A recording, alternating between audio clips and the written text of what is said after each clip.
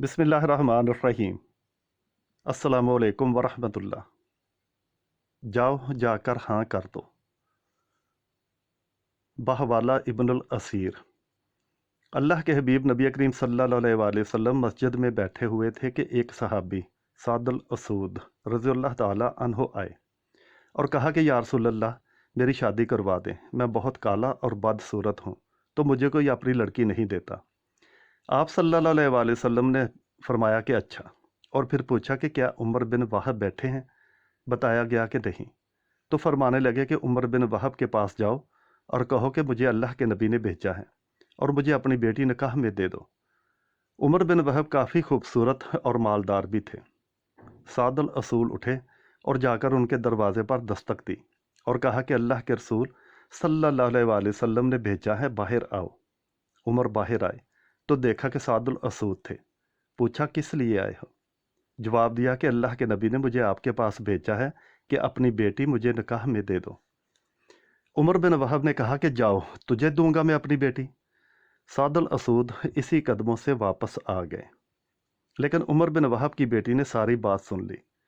بیٹی کہنے لگی کہ ابا جان، آپ نے میرے نبی کی بات کو ٹھکرایا ہے، جاؤ جا کر ہاں کر دو، کہیں ایسا نہ ہو کہ ہم تباہ و برباد ہو جائیں۔ آپ نے میری خاطر انکار کیا ہے نا کہ میری بیٹی گزارا کیسے کرے گی؟ آپ جا کر ہاں کر دیں، میرے نبی کا حکم ہے، میں گزارا کر لوں گی۔ عمر بن وہب مجلس میں آئے تو سعد الاسود پہلے ہی مسجد میں بیٹھے ہوئے تھے۔ اللہ کے نبی صلی اللہ علیہ وآلہ وسلم نے عمر بن وہب کو دیکھا تو کہا کہ عمر، آپ نے تو ہماری بات ہی ٹھکرا دی۔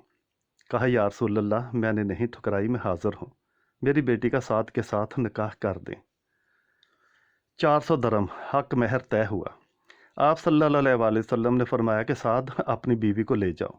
سعد کہنے لگے یا رسول اللہ، 400 درم کہاں سے لاؤں؟ میرے پاس تو حق ادا کرنے کے پیسے بھی نہیں۔ آپ صلی اللہ علیہ وآلہ وسلم نے فرمایا کہ تم عبد الرحمن بن عوف کے پاس جاؤ اور ان سے کہو کہ اللہ کے نبی نے مجھے بھیجا ہے، وہ تمہارا کام کر دیں گے۔ عبد الرحمن وہ صحابی تھے جن کو دنیا میں ہی جنت کی بشارت دے دی گئی تھی، اور وہ اتنے امیر تھے کہ ان کے بارے میں علماء کرام لکھتے ہیں کہ اگر آج کے دور میں وہ ہوتے تو اتنا پیسہ تھا ان کے پاس کہ پورا یورپ خرید سکتے تھے، لیکن ایماندار تاجر تھے۔ سعد ان کے پاس گئے، اللہ کے نبی کا پیغام دیا تو انہوں نے رقم کا بندوبست کر دیا۔ رقم 400 درہم سے کچھ زیادہ تھی۔ سعد نے سوچا کہ 400 درہم تو حق دوں گا اور باقی بیوی کے لیے کچھ تحائف لے لیتا ہوں، اور بازار چلے گئے۔ بازار میں داخل ہوئے تو اتنے میں اعلان ہوا کہ مدینے پر کچھ بدوؤں نے حملہ کر دیا ہے۔ جیسے ہی ان کے کان میں آواز پڑی کہ مسلمانوں آؤ دفاع کرنے کے لیے، تو بیوی کے تحائف کا خیال ترک کیا اور ایک گھوڑا اور تلوار خریدی اور لشکر میں جا گھسے۔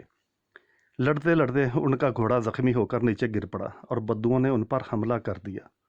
تو اچانک دور سے اللہ کے نبی کی سعد پر نظر پڑی تو لپکے کہ سعد، تم یہاں کیا کر رہے ہو؟ تمہیں تو میں نے تمہاری بیوی کے پاس بھیجا تھا۔ تب تک سعد الاسود شہید ہو چکے تھے۔ اللہ کے نبی صلی اللہ علیہ وآلہ وسلم نے سعد کے سر کو اپنی جھولی میں رکھ لیا اور آپ کی آنکھوں سے آنسو نکل کر سعد کے چہرے پر پڑ رہے تھے۔ اللہ کے نبی کہنے لگے کہ سعد، تو کتنا پیارا ہے، خوبصورت ہے اور کتنا خوشبودار ہے۔ پھر آپ مسکرا دیے اور فرمایا کہ رب کعبہ کی قسم، سعد حوض کوثر پر پہنچ گیا ہے۔ ایک صحابی نے رونے اور مسکرانے کی وجہ پوچھی تو اللہ کے نبی صلی اللہ علیہ وآلہ وسلم نے فرمایا کہ میں سعد کی جدائی میں رو رہا تھا اور مسکرایا اس لیے کہ مجھے سعد کے جنت میں عالی شان محلات نظر آئے۔ سبحان اللہ۔